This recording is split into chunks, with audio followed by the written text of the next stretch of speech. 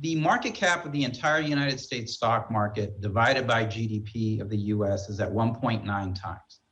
The 50-year average, and this is just the average, is 0.8. Even the peak of the tech bubble was 1.4.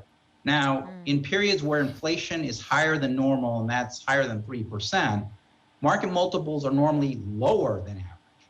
So if you kind of do the math around that, it's very easy to see how stocks can go down at least 20% or more in terms of the overall S&P 500 as you look at next year. And it's very easy to see if you get a slowdown in growth on top of it, how the drawdown could be even much worse than that. And remember, this is what happened in the 70s. The 1960s, things were great, market was roaring, got high inflation, you had to deal with it, growth slowed, multiples got crushed. Did you buy Chinese tech in November? I don't know. I think the last time we spoke, you said that valuations were coming to the levels where it could make sense.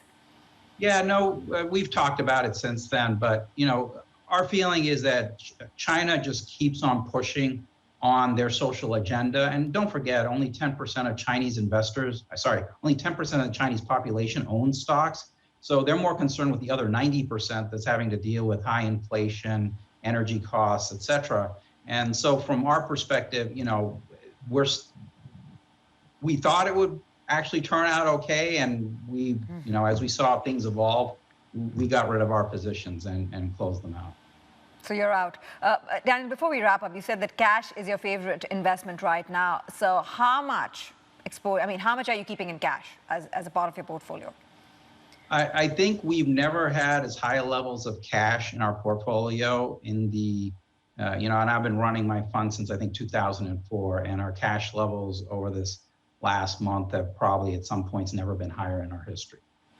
So I'll just leave it at that. That's how concerned we are about slowing growth, high inflation, and the removal of stimulus and high valuations.